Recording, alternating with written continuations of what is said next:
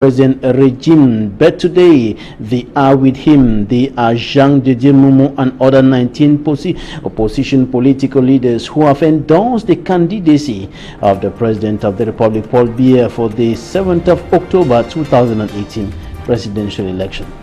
À la une de ce journal, Cannes 2019, le gouvernement s'active à faire bouger les lignes. À quelques jours de l'arrivée d'une nouvelle mission d'inspection de la CAF, malgré les critiques sur les entreprises prestataires, peu de choses ont véritablement changé sur le terrain. Qu'il est moyen, chef du gouvernement, a fait le tour du propriétaire ce samedi dans la capitale économique du Cameroun. En page magazine de ce journal, nous ferons un zoom sur le commerce. Des enfants, nombreux sont ceux qui déambulent dans les rues et dans les marchés en quête de moyens financiers pour pouvoir soutenir leurs parents dans les préparatifs de la prochaine rentrée scolaire. Cela ne va pas sans conséquences. Voilà pour le sommaire.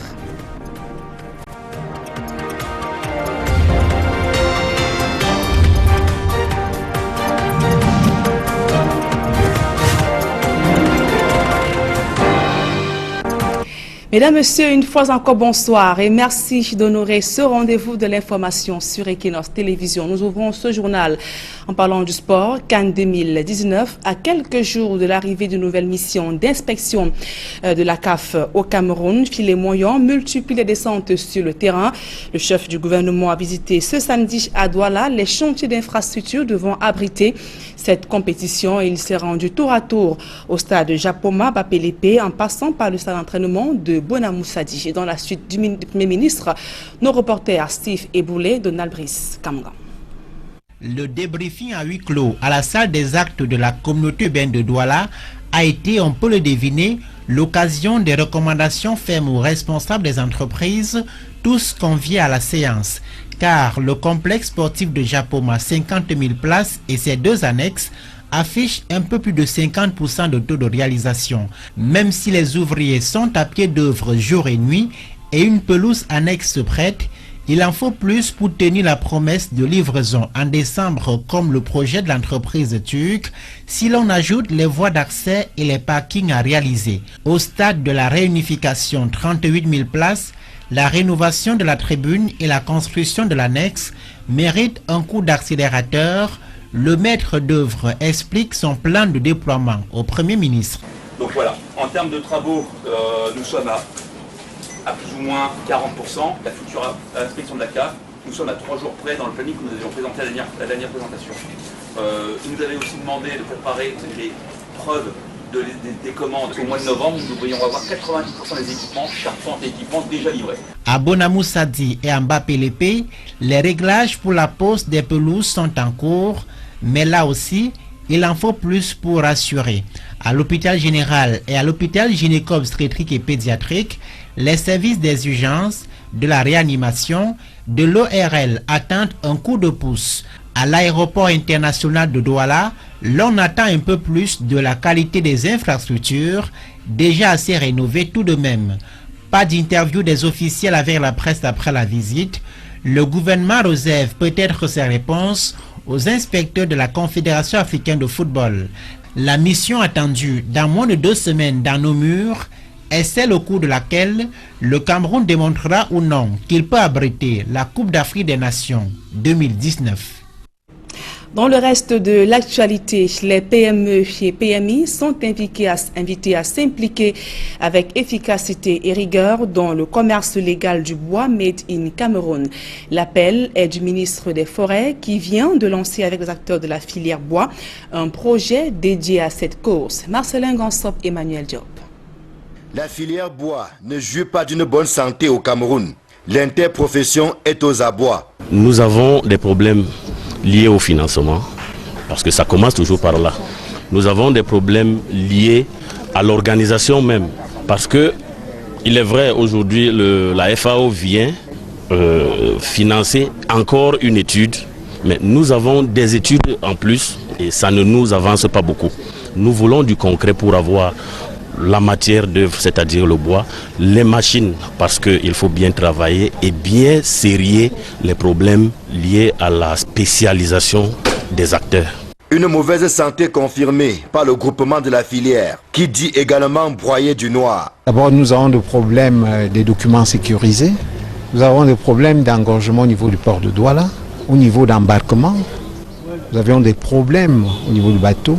À l'heure où effectivement la sous-région a besoin des devises, c'est quand même une incongruité et nous ne comprenons pas pourquoi tous ces boulots d'étranglement. Nous constatons au niveau de la filière une concurrence déloyale. Au niveau des statistiques, quand vous allez à EGS, les plus gros importateurs ne sont pas des exploitants forestiers. C'est dans ce contexte fait de défis et de remises en cause que les PME et les PMI impliqués dans la filière bois sont invités à jouer leur partition dans le cadre de la mise en œuvre de l'accord de partenariat volontaire signé entre le Cameroun et l'Union européenne. L'enjeu est de taille puisqu'il est question de s'assurer de la légalité du bois qui circule dans notre pays. Depuis 2011, le gouvernement de la République du Cameroun a signé un accord de partenariat avec l'Union européenne. Cet accord stipule que tout le bois qui circule dans le marché intérieur et à l'extérieur vers l'Union européenne devrait revêtir le caractère légal. On doit pouvoir être en mesure de suivre, de faire la traçabilité de ce bois. Ceci pour éviter l'exploitation illégale. Le projet qui vient d'être lancé et qui vise la capacitation des PME et PMI locales dure 12 mois. Il est question d'accroître la participation de ces entreprises forestières dans le commerce légal du bois. Rendez-vous dans 12 mois pour évaluer le chemin parcouru. L'ENAM est et doit demeurer une école de prestige qui offre la meilleure formation possible à l'élite administrative au Cameroun. Telle est la prescription faite par le ministre de la fonction publique et de la réforme administrative, Afé Hélène Kouaga, épouse Galega. La présidente du conseil d'administration a été installée dans ses fonctions à Yaoundé. C'était en présence du directeur général de l'ENAM, Lunus Toussaint Mindjana, et du PCA sortant, Joseph Malego Azé, nommé secrétaire général du Conseil constitutionnel. Écoutons à présent cette réaction de Joseph Lé, ministre de la fonction publique, au micro d'Equinox Télévision. La feuille de route de Madame le Président du Conseil d'administration est très claire. Elle est clairement définie dans les textes organiques de l'ENAM.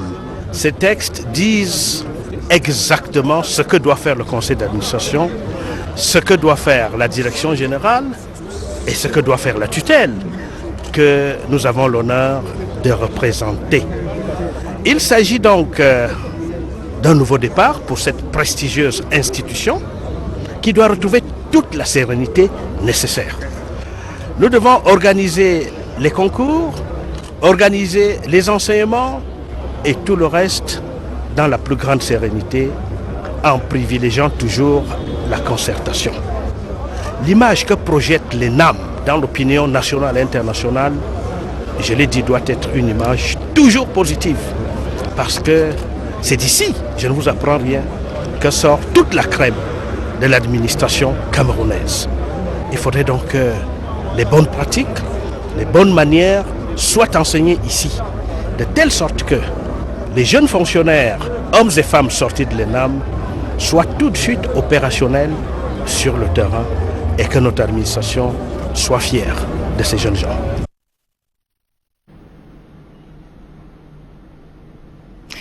Et dans ce journal, reparlons de la visite du grand maître de l'ordre souverain de Malte au Cameroun au cours d'une descente effectuée à l'hôpital Saint-Jean-de-Marthe à Ndjombe. Il a réitéré son engagement à développer la coopération qui place la santé de la mère et de l'enfant au centre de toutes les préoccupations. Le reportage de Jacquino Molon, Isabelle Carole Zopet. C'est à bord d'un hélicoptère que son Altesse éminentissime, le prince et grand maître Fra Giacomo Dalla Traoré del Tempio, dit Sanguinetto, de l'ordre souverain militaire de Malte, a foulé le sol de Ndjombe pour l'ultime étape de sa visite officielle au Cameroun. Un gratin d'autorités administratives, parmi lesquelles le ministre de la Santé publique et le gouverneur de la région du littoral, tous mobilisés pour la circonstance, ont tenu à apprécier, durant la phase de discours, l'engagement de l'ordre souverain militaire de Malte envers le Cameroun. Votre Altesse éminentissime, votre visite dans notre pays en un point douté est donc fort significatif, en ce sens qu'elle a contribué au renforcement et à la consolidation des liens de coopération entre le Cameroun et l'ordre souverain de Malte en général et l'ordre de Malte en particulier, et ce, dans le domaine de la santé. Chants et rythmes traditionnels ont bercé cette visite officielle qui s'est tenue à l'hôpital Saint-Jean de Malte de Njombe. L'arrivée de son Altesse dans cette formation sanitaire est la preuve concrète que l'ordre militaire de Malte se consacre toujours à cœur joie à ses activités humanitaires. Cet ordre de Malte a gardé depuis son origine sa vocation, qui est une vocation hospitalière pour le service des pauvres et des malades. Et voilà ce que notre action. Cet établissement hospitalier de référence qui constitue un maillon essentiel pour le système de santé au Cameroun reste tout de même inaccessible à une bonne frange de la population en raison des coûts très élevés. Toutefois, tout en célébrant cet humanisme et cet altruisme qui caractérise l'ordre de Malte, les doléances de nos populations, constituées en majorité de personnes à faible revenu, militent pour une baisse encore plus considérable des 10 coûts des soins médicaux. Après avoir visité les différents services hospitaliers, c'est par une photo d'ensemble que s'est achevée cette visite officielle du grand maître de l'ordre souverain militaire de Malte en Njombe. En page magazine de ce journal, je vous le disais en titre, ils sont nombreux ces petits-enfants qui ont pris d'assaut la voie publique ainsi que les marchés pour faire du petit commerce durant ces vacances. Si pour la plupart, ils affirment vouloir venir en aide à leurs parents dans la préparation de la prochaine rentrée scolaire, il reste que ces enfants sont exposés en longueur de journée aux intempéries, agressions sexuelles et même accidents de la circulation et menaces de toutes sortes. Le reportage de Xavier Foucault et de François Dikoumé. La période des vacances scolaires rime avec des activités lucratives chez les élèves. Plusieurs parmi eux dont l'âge n'excède pas 15 ans et dont le langage pour certains est encore approximatif arpentent les artères et les marchés de Douala et proposent ça et là leurs marchandises à longueur de journée. L'objectif est le même chez chacun d'eux. Je vends l'eau pour le à l'école avec. Je vends l'eau pour mon argent de la rentrée, pour payer mon établissement et pour aider ma mère ou d'autres choses.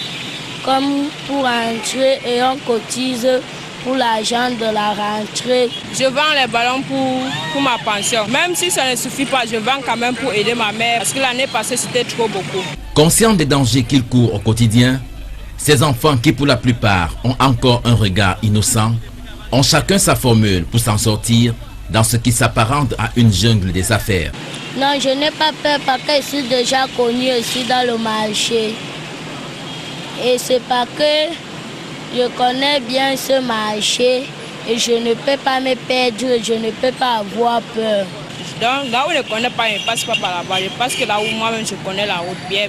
Quand il fait vent, je rentre des environs de 16 heures à la maison. C'est pour ça qu'on ne m'agresse pas. Malgré ces précautions, si certains s'en sortent, d'autres ont souvent subi la loi des arnaqueurs. On m'a souvent donné le faux billet. On ne m'a pas agressé ni me tromper. Malgré tout, ces jeunes commerçants périodiques parviennent chacun à son niveau à tirer leur épingle dans leur activité quotidienne. Je vends 500 par jour. Comme le marché est bien, des fois ils vendent 4 000. Des fois ils vendent 3 000, ça va. Je peux me vendre plus de 6 000 par jour. Ça dépend lorsqu'il prend la chute de 4 000. Et quand il prend pour 2 000, il peut vendre 3 500. L'on attire davantage l'attention des parents sur cette question d'occupation des enfants en période de vacances scolaires. Les lauréats de la cuvée 2016-2018 de l'École nationale de la jeunesse et des sports de Tchon-Sénagès sont reçus leur parchemin de fin de formation. Malgré la vétusté du matériel d'apprentissage qu'ils dénoncent au quotidien, ces étudiants se disent prêts à affronter le monde de l'emploi. Le reportage de Leclerc Sakem et de Gladys Sidi. Après 2 ans de formation, malgré les conditions d'apprentissage difficiles, au regard de la vétusté du matériel qui n'a pas été renouvelé depuis des années, les lauréats de la cuvée 2016-2018 du Centre national de la jeunesse et des sports de Tchang reçoivent leur parchemin.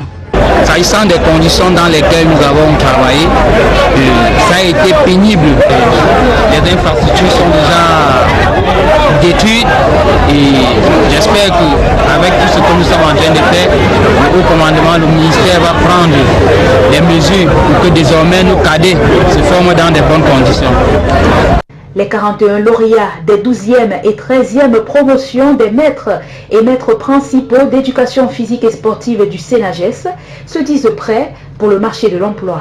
Ça n'a pas été facile pour nous, puisque l'école des Sénages, c'est comme les écoles militaires où le sport est intense. Le fait de venir ici, c'est pour aller redonner une image du sport dans les forces de défense, parce que le sport dans les forces de défense se fait un peu à la hâte.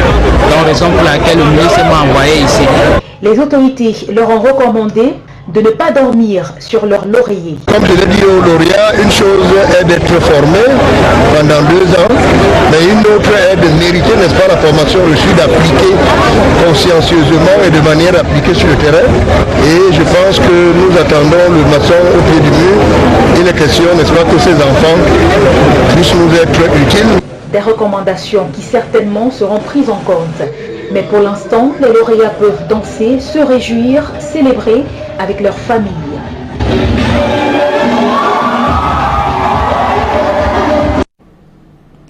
On parle culture à présent avant la deuxième partie de ce journal. Ségolène Royal anoblie à la chefferie supérieure Baganté.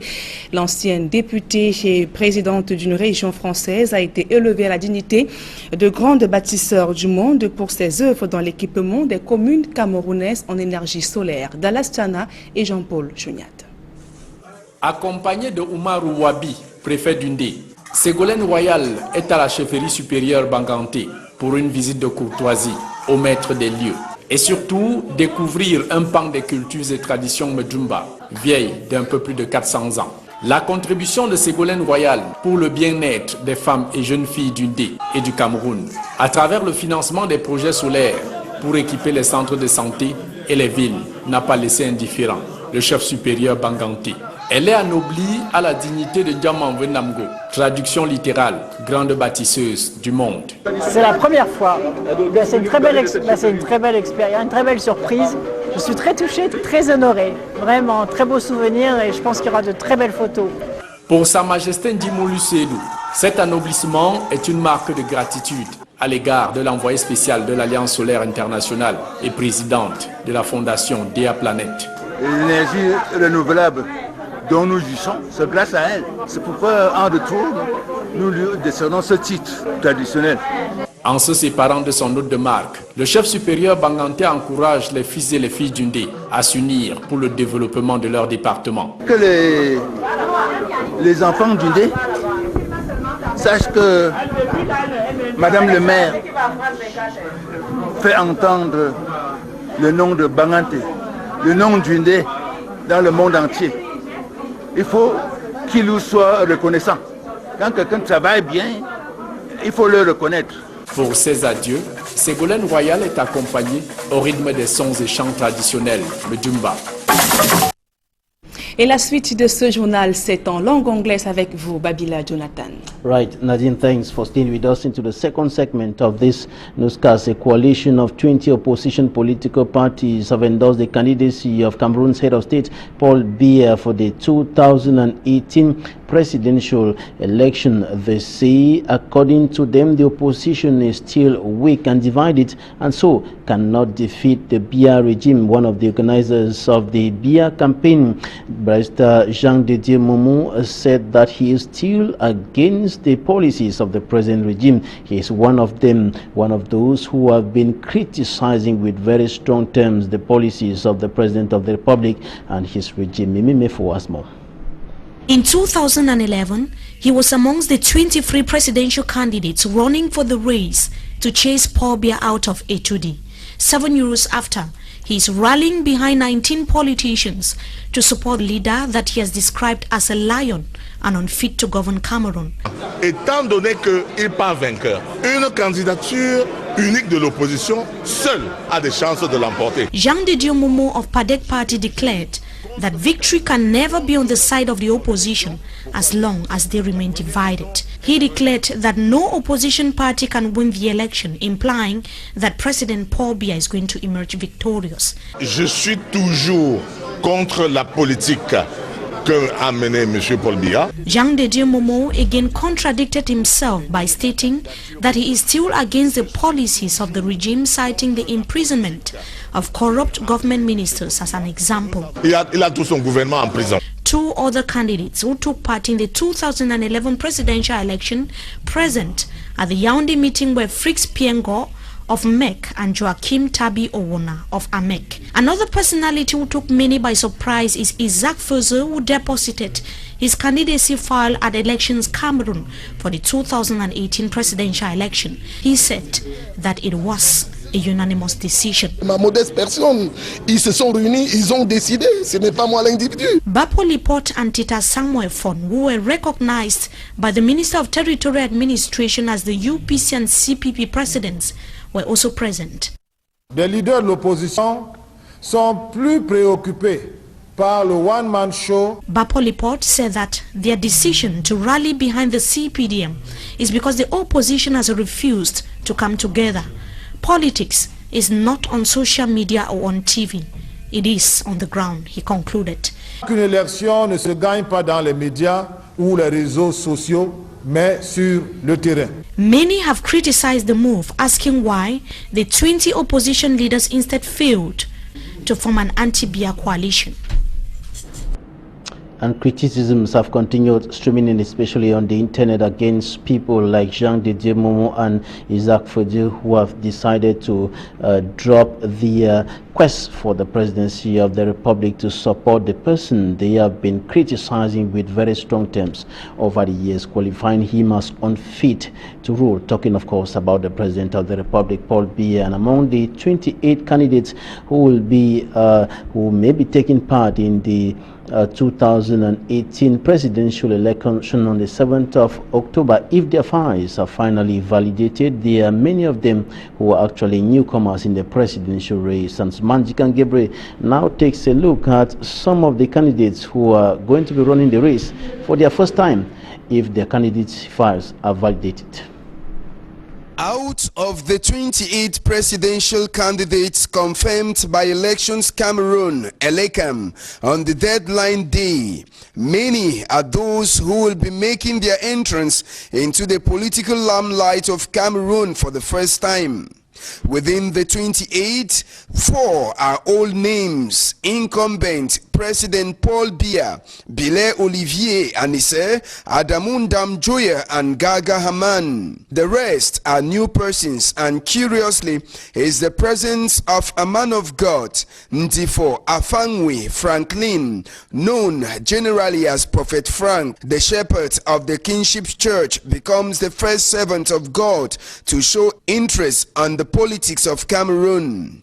Others like Muna Akere Tambeng, Etonde Jean-Patrice, Jean-Blaise Gouet, Libby Lingenge Cabral, Matomba Serge, and Maurice Kamto are some of the newcomers into the presidential race. Just like in the last presidential elections that took place in 2011, 2 women will be trying their luck as they also drop their candidatures.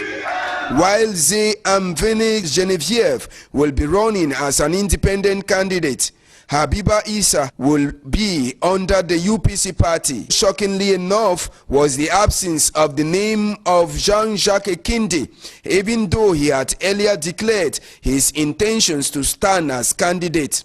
For now, no reasons have been forwarded by Jean-Jacques Ekinde's party.